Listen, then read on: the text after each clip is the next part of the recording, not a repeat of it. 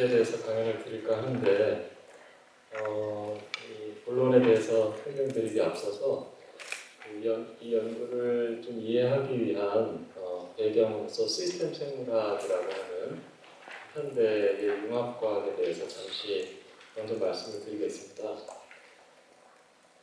우리가 그 생물학의 역사를 되짚어보면 현대에 들어서 굉장히 빠른 속도로 그 생명과학이 급발전하고 있다는 것을 알 수가 있는데, 그러한 발전 배경에는 다분히 측정 기술의 발전이 있습니다.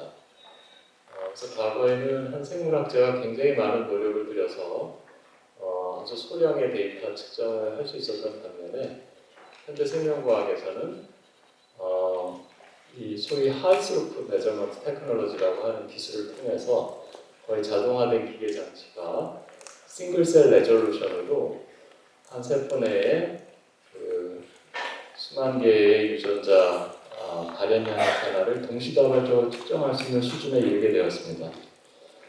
이런 측정 기술의 발전을 견인한 그 여러 가지 또 모멘텀들이 있었는데, 그 중에 하나가 다들 기억하시는 1993년부터 약 10년간 전 세계 수많은 과학자들이 함께 참여해서 만든 소위 인간 유전체 프로젝트라는 것이었습니다. 이것은 이제 젊은 백인 남성 한 명의 세포 내에 약 40억 베이스 페어의 유전자 연기 서열을 모두 밝히고자 하는 최초의 국제 컨소시엄 프로젝트였는데요. 이 첫 번째 연구 결과가 발표될 즈음, 그러니까 뉴 밀레니엄을 맞이하는 즈음에 굉장히 많은 그 기대가 있었습니다. 우리가 이제 비로소 인간의 그 유전체 연기 서열을 모두 밝히고 나게 되면, 당시에 이제 큰 난치 질환이었던 에이즈나 암과 같은 질환들을 인류가 비로소 극복할 수 있으리라는 큰 기대가 있었습니다. 그런데 이제 드디어 그 뉴 밀레니엄이 돼서 2000년이 접어들면서 이 인간 유전체 프로젝트의 첫 번째 결과가 2003년에 퍼스트 드래프트가 발표가 되었지만, 사실 크게 달라진 건 없었습니다. 물론 굉장히 중요한 그 현대 분자생물학의 그 기초가 될 수 있는 아주 중요한 정보였지만, 정작 우리가 그런 인류의 난치 질환을 이해하고 극복하는 데는 즉각적인 효과가 있지 않았습니다. 그로 인해서 전 세계 이제 많은 생물학자들이 다시 한번 이제 현대 생물학의 현 주소를 다시 한번 되돌아보는 계기가 되었는데요. 그러한 그 시기에 아주 흥미로운 그 에세이가 한 편 전 세계 많은 과학자들에게 주목을 받았습니다. 이 에세이는 그 유릴 라프치니크라파 하는 에파토시스를 연구하는 이제 생물학자가 쓴 글이었습니다. 이 글의 제목이 아주 흥미로운데요. 글의 제목은 이 고장난 구형 트랜지스터 라디오를 생물학자는 고칠 수 있을까라고 하는 아주 흥미로운 제목입니다. 여기 그림에 보시는 요 구형 트랜지스터 라디오가 고장이 났을 때 이거를 이제 생물학자에게 가져가서 고쳐주세요. 그러면 과연 어떻게 고칠까 하는 것이었습니다. 이제 물론 이제 생물학자는 이런 전자 제품에 대해서 아는 바가 이제 거의 없다고 가정하는 것이죠. 자, 그러면 생물학자는 어떻게 하냐면, 먼저 이 구형 고장난 라디오와 동일한 제품을, 새 제품을 많이 삽니다. 여러 개를 사서 뚜껑을 열어서 하나하나 고장을 내봅니다. 언제까지 이 일을 반복하느냐 하면, 내가 가지고 있는 고장난 라디오와 비슷한 현상이 나타날 때까지 그걸 반복합니다. 그래서 이제 비로소 비슷한 현상이 관찰될 때, 이게 고장인 거구나 하고 이제 알 수 있겠다라고 하는 것이죠. 이러한 접근법은 사실은 이제 빗대어서 오늘날 그 많은 마우스 실험에서 우리가 어떤 새로운 유전자의 기능을 알고자 할 때 지금도 쓰이고 있는 소위 너그아웃 어프로치라고 하는 것입니다. 이러한 방법을 통해서 어떤 미지의 시스템에 대해 우리 생명체를 이제 미지의 시스템이라고 가정하는 것이죠. 미지의 시스템에 대해 이런 너가 어프로치를 통해 신호가 어떻게 전달되는지를 하나하나 이렇게 그려낼 수가 있게 되는 것입니다. 이런 신호 시그널 플로우 다이어그램은 아주 직관적이고 그 현상을 알기 쉽게 설명할 수는 있지만 그 이상의 원리를 파악하는 데는 어려움이 있습니다. 뿐만 아니라 이런 너가 어프로치를 통해서 결코 찾아낼 수 없는 고장의 원인이 있습니다. 예를 들면 주파수를 조절하거나 볼륨을 조절하기 위해서 돌려야 되는 튠어블 파라메타는 그 파라메타가 있고 없고의 차이가 아니라 그 파라메타의 기능이 어떻게 가변적으로 동작하느냐에 달려있기 때문에 이런 방법으로는 그 고장의 원인을 밝혀낼 수가 없는 것이죠. 하지만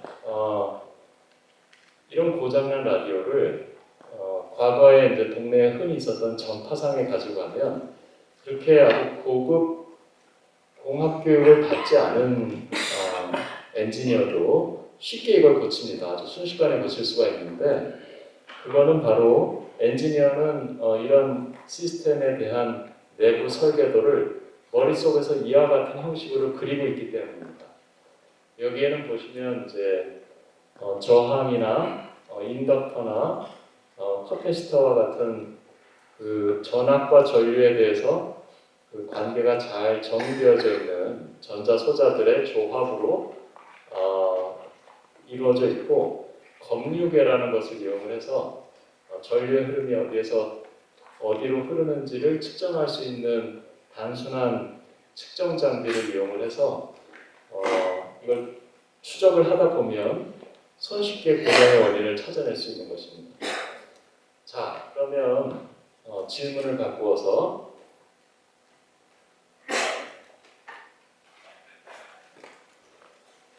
엔지니어에게 고장난 세포를 고쳐주세요 하면 어떻게 고칠 수 있을까 하는 질문을 던져볼 수 있겠습니다. 마찬가지 방식으로 엔지니어에게는 이런 암이나 노화된 세포나 이런 생명체가 전혀 새롭게 다루는 미지의 시스템이라고 볼 수가 있는 것이죠. 자, 이러한 관점에서 현대 시스템 생물학이라고 하는 학문은 종래 생물학과 이런 시스템 과학이 융합되어져서 매우 복잡하고 난해해서 알 수 없는 그런 생명 현상을 지배하고 있는 원리가 무엇인지 찾아가는 그런 새로운 융합 학문이라고 볼 수 있겠습니다. 그래서 현대 생명과학에서는 이런 현대 생명과학의 한계를 생명 현상의 복잡성을 파악하기 위해 생명과학과 정보기술 그리고 시스템 과학이 융합되어져서 접근하고 있습니다. 그 결과 21세기에는 소위 시스템즈 바이올로지라고 하는 시스템 생물학이 새로운 각광을 받게 되었는데요. 우리 인체의 구성을 한번 생각을 해보겠습니다. 우리 인체는 여러 장기들이 해부학적으로 그리고 기능적으로 서로 이렇게 연결되어져 있죠. 근데 각 장기를 또 들여다보면 서로 다른 조직을 이루는 여러 세포들로 이루어져 있습니다. 대략 우리 몸이 한 40조 안팎의 세포들로 이루어져 있다고 하는데요. 이 세포 하나를 떼어내서 물론 이제 종류는 그 마이크로바이옴이나 내면세포의 종류를 따지지 않으면 300여 종의 세포로 이루어져 있습니다.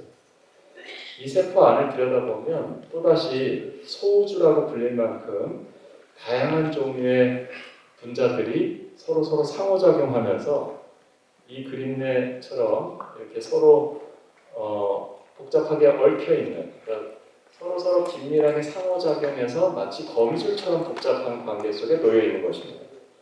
그러니까 우리가 어떤 음식을 섭취하거나 약물을 먹거나 어떤 특정한 분자를 조절하게 되면 그 영향이 어느 하나의 분자에만 머무는 것이 아니라 이 전체 집단에 영향을 줄 수 있다는 것을 상상하실 수 있겠습니다. 자, 그래서 저희 연구실이 이제 그동안 해온 일들은 기본적으로 생명 현상이 생명체를 구성하고 있는 여러 구성 요소들의 복잡한 상호작용에 의해서 만들어지는 소위 복잡계 네트워크에 의해서 지배된다는 것을 기본 전제로 하고 기존의 그 축적되어진 많은 실험 데이터로부터 어떻게 이런 생명체 내의 분자 네트워크를 모델을 만들고 그것을 이제 정량화된 수학 모델로 개발을 하고 이걸 대규모 컴퓨터 시뮬레이션 분석을 통해서 우리가 현상학적으로 매우 난해하고 수수께끼 같지만 그 이면을 들여다보면 진화적으로 단순한 어떤 원리에 의해서 동작하고 있는 것인지를 추적하는 그런 연구를 수행해오고 있습니다. 그래서 이런 연구가 결국은 이제 새로운 신약 개발이나 정밀의학으로 이어지고 있는데요. 이런 연구를 하면서 이제 제가 든 큰 이제 질문은 다음과 같습니다. 우리가 자연 상태에서 그 분화나 암화나 노화 같은 생명 현상들은 모두가 비가역적이라는 것을 알고 있죠. 하지만 그 분화에 관해서는 일본의 야마나카 신야에 의해서 4가지 단백질을 주입을 해주면 역분화가 일어나서 이미 분화가 끝난 세포가 다시 줄기세포 상태로 되돌려질 수 있다는 것이 2006년, 2007년에 이미 밝혀진 바가 있습니다. 하지만 암과 노화에 관해서는 아직 확실하게 이게 되돌려질 수 있다는 것이 입증되지 않아서 과학 난제로 남아 있는데요. 오늘 그것에 관한 이야기를 하려고 합니다. 그런데 이 문제를 푸는 데 있어서 왜 시스템 생물학적인 접근이 필요할까에 대해서 잠시 소개해 드리려고 합니다. 여러분들은 아마 생물정보학이라는 걸 많이 접하셨을 텐데요. 생물정보학과 시스템 생물학은 근본적으로 다릅니다. 생물정보학은 많은 양의 데이터에 대한 통계 분석을 통해서 데이터들 간의 상관관계를 탐구하는 학문이고요. 상관관계라고 하는 것은 A가 증가할 때 B가 따라서 증가하는지 감소하는지의 관계인 것이죠. 반면 시스템 생물학이라고 하는 것은 복잡한 현상이 있을 때 그 현상을 일으키게 하는 인과관계를 추적하는 것입니다. 그래서 어떤 것이 과연 원인이 되는 것인지 소위 코잘리티를 탐구하는 학문이라고 할 수가 있겠는데요. 자, 여기 이제 이미 잘 알려져 있는 몇 가지 분자들이 있습니다. 인슐린도 있고 엠토르도 있고 NF-kappaB, I-kappaB, PO10, MDM2 이런 분자들은 세포 내에서 단독으로 기능하는 것이 아니라 이웃한 다른 분자에 의해서 끊임없이 조절을 받습니다. 근데 그런 조절 관계를 도식화하면 이런 모양들이 나오는데 이 화살표는 활성시킨다는 뜻이고요. 이건 억제한다는 뜻입니다. 이런 관계에 놓여 있으면 이걸 우리가 네거티브 피드백이라고 부릅니다. 이런 네거티브 피드백을 형성하고 있으면 어떤 일이 일어나느냐? A, B 두 개의 분자가 서로 네거티브 피드백 관계에 있으면 시간에 따라서 이 두 분자의 변화량을 측정해 보면 매우 다이나믹하게 서로 다른 양상을 보일 수가 있습니다. 아주 단순하고 동일한 구조이지만 매우 서로 다른 동력학적인 성질, 즉 다이내믹스를 보일 수 있다는 것이죠. 또 다른 예를 한 가지 설명을 드리겠습니다. 이번에는 B라는 분자가 A라는 분자를 한편으로 활성화시키면서 다른 한편으로 억제한다는 이런 예인데요. 이런 경우에는 그 B 농도의 어떤 구간에서 실험을 하느냐에 따라서 A 농도 변화가 정반대로 나타납니다. 그래서 만약에 어떤 사람이 이 구간에서 실험을 했으면 A 농도는 B 농도에 비례해 뭐 이런 결론을 내릴 것이고 또 다른 과학자가 이 구간에서 실험을 했다면 정반대의 결론을 내릴 것입니다. 이런 회로를 이제 incoherent feed-forward loop이라고 하는데 결과적으로 B 농도 변화에 따라서 A 농도 변화가 증가했다가 감소하는 바이페이지 리스폰스를 보이게 됩니다. 이런 그 단순하지만 쉽게 이해할 수 없는 현상들, 이런 현상들의 원리를 파악하는 것은 단지 실험적인 접근만으로는 한계가 있습니다. 그래서 우리가 이제 어떤 스포츠 경기를 감상할 때 우리가 잘 알고 있는 스타 플레이어에 대해서 아무리 잘 이해하고 있더라도 실제 스포츠 경기의 결과를 예측하는 건 이제 굉장히 어려운 일인데요. 그 이유는 스포츠 경기의 결과라고 하는 것은 어떤 한 스타 플레이어에 의해서 지배되는 것이 아니라 참가하는 모든 운동선수들이 서로 어떻게 상호작용하는지에 따라서 결정되는 결과물이기 때문인 것입니다. 자, 잠깐만 그 철학적 배경에 대해서 언급을 할까 합니다. 여러분들 환원주의라는 거 혹시 들어보셨나요? 환원주의라고 하는 것은 제 아무리 복잡한 현상이 있더라도 그것을 그 현상을 일으키는 원인이 되는 구성 성분을 쪼개서 더 이상 분해할 수 없는 수준에 도달하게 되면 그 현상의 가장 근본적인 원인을 이해할 수 있다라는 철학적인 믿음입니다. 이러한 철학적 사조는 데카르트로부터 뉴턴 그리고 오늘날 모든 현대 과학을 지배하고 있는 철학 사조인데 유일하게 실패한 것이 생물학입니다. 생명현상은 그 생명현상을 일으키는 생명체를 쪼개서 더 이상 분해할 수 없는 분자 수준까지 내려가게 될 경우에 그 생명현상을 잃어버리게 되기 때문이죠. 시스템스 바이올로지의 기원은 사실은 이미 1929년으로 거슬러 올라갈 수 있고요. 그 이후에 많은 과학자들이 관련된 연구를 해왔습니다. 시스템즈 바이올로지, 즉 시스템 생물학이라고 하는 용어를 처음 사용한 분은 이 유고슬라비아 과학자였던 미하일로 메사로비치라고 하는 미국의 케이스 웨스턴 리저브 대학의 교수님이었는데 이분이 이미 1968년에 그와 관련된 국제학회를 개최를 하면서 그 에디토리얼에서 아주 흥미로운 언급을 합니다. 미래에는 시스템 생물학이 단순한 융합 학문이 아니라 그 자체로서 새로운 아이덴티티를 가지는 학문이 될 것이다 라고 소개를 하는데 실제로 2006년에 미국 하버드 대학의 디파트먼트 오브 시스템즈 바이올로지가 설립이 되고 지금은 전 세계에 헤아릴 수 없이 많은 학과와 연구소 등이 있습니다.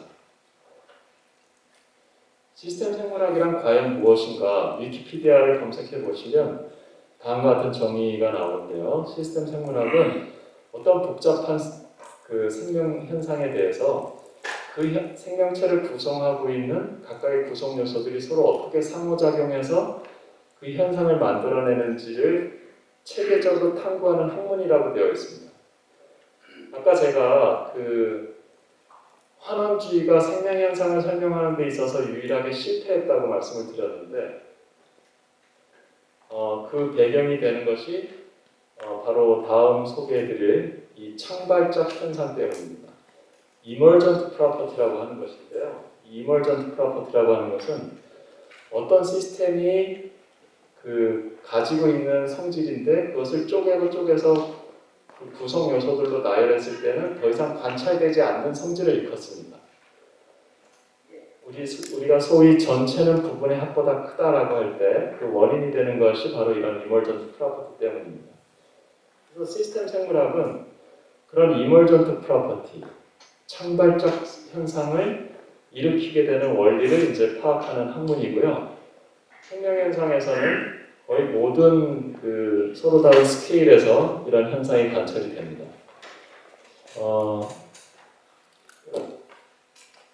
그래서 이제 시스템 생물학은 우리가 종래에는 어떤 생명체를 구성하고 있는 개개의 분자 단위들을 발견하는 학문에서 나아가서 이러한 분자들이 서로 어떻게 어우러져서 생명체를 구성하는지를 밝혀내는 그런 학문으로 이끌고 있습니다. 오늘 시간이 좀 제한되어 있어서 제가 앞부분에 좀 배경이 될 수 있는 방법을 소개해 드리고 넘어가려고 했는데 이걸 좀 건너가서 이런 방법을 통해서 아까 제가 암과 노화를 어떻게 되돌릴 수 있는가라고 하는 질문에 대한 답을 찾는 연구를 수행하고 있는데요. 오늘 대부분의 계신 분들이 노화에 더 관심이 있기 때문에 노화에 관한 이야기를 바로 설명을 드릴까 합니다. 그 배경이 되는 지식은 다음과 같습니다. 우리가 이제 세포 내에 아까 말씀드린 것처럼 이 분자 집단이 가만히 있는 것이 아니라 서로 이웃한 분자들을 조절하면서 거미줄처럼 복잡한 관계 속에 놓여 있다고 말씀을 드렸잖아요. 자, 그래서 이제 저희가 생각해낸 것은 암과 노화도 이런 복잡한 조절 관계를 잘 이용을 하면 원래 정상적인 상태로 되돌려질 수 있다는 것을 가정하고 그것을 증명하는 연구를 수행해 오고 있습니다. 그래서 이 앞부분은 암에 대해서 가능하다는 이야기들이고요. 뒤에 이제 저희가 최근에 수행한 이 노화에 관한 이야기를 잠시 소개드리려고 합니다. 노화에 관해서 과학적으로 어떤 원인에 의해 노화가 발생하는가, 이게 과연 필연적인가, 세포 내에 프로그램되어져 있는 현상인가에 관해서는 여전히 많은 과학적 논쟁이 있습니다. 저희가 수행한 일은 사람의 그 진피소미화 세포를 대상으로 인위적으로 세네센스라고 하는 세포 노화 상태를 유발하면서 그 노화되는 과정에서 측정된 포스포프로테인 어레이 데이터를 이제 시간 단위로 측정을 했습니다. 그래서 그 포스포프로테인 어레이 데이터를 통해서 저희가 한 일은 그 프로테인들이 아까 이제 소개드린 것처럼 서로 조절 관계 속에 놓여 있다고 했잖아요. 그 조절 관계 네트워크에 대한 수학 모델을 만들기 위해서 측정된 데이터로부터 약 5,000개의 수학 모델을 생성을 해냈습니다. 그러니까 우리가 측정한 데이터를 그럴듯하게 잘 설명할 수 있는 네트워크 모델의 로직을 생성해낸 거죠. 이것들을 일일이 다 슈퍼컴퓨팅으로 시뮬레이션 분석을 통해서 우리가 측정한 단백질 변화량을 가장 근접하게 재현해낼 수 있는 그런 로직을 찾아냈습니다. 찾아낸 뒤에 하나하나의 분자들을 다 가상 공간에서 컴퓨터 시뮬레이션으로 변화시켜 보면서 이 세네센스 상태, 그러니까 셀 사이클이 완전히 멈추고 더 이상 분열하지 않은 그 상태에서 벗어나서 quiescence state, 그러니까 그로스 팩터와 같은 성장 신호가 주어졌을 때 다시 분열을 할 수 있으면서 동시에 튜머로제네시스가 일어날 가능성이 없도록 막는 두 가지 기준을 가지고 가장 적합한 분자 타겟이 무엇인지를 랭크를 매겼습니다. 그 중에 가장 탑 랭크에 나타난 분자가 PDK1이라고 하는 분자였는데요. 이 PDK1이라고 하는 분자를 억제시키면 그 하단에 엔토르와 NF-카파비와 같은 핵심적인 분자들의 변화가 일어납니다. 근데 이 PDK1은 여기 보시는 것처럼 이런 파스트 피드백을 형성을 하고 있는데 이 피드백 루프에 의해서 PDK1이 억제되거나 활성화됨에 따라 세네센스 상태에서 콰이센스 상태로 되돌려질 수 있는 것을 확인을 하고 이제 이걸 실험으로 증명하기 위해 온도 힐링 메커니즘과 아모레 퍼시픽 연구소와 공동 연구로 인간의 그 3D 피부 모형을 가져다가 만들어서 여기가 이제 젊은 피부 조직입니다. 여기 보시면은 여기 콜라겐 합성이 아주 활발하고 요 짙은 보라색으로 보이는 그 진피층이 두껍습니다. 하지만 노화가 되면 이 진피층이 매우 얇아지고 콜라겐 합성이 이루어지지 않습니다. 하지만 우리가 찾은 그 PDK1을 억제했더니 진피층이 다시 이렇게 두껍게 늘어나면서 콜라겐 합성이 다시 활발하게 일어나는 것을 확인할 수가 있었고 세포 단위에서 보더라도 이런 노화의 마커들이 사라지는 것을 확인할 수가 있었습니다. 선생님, 시간상 마무리 좀 지어주세요. 네, 여기서 강의를 마치도록 하겠습니다. 네.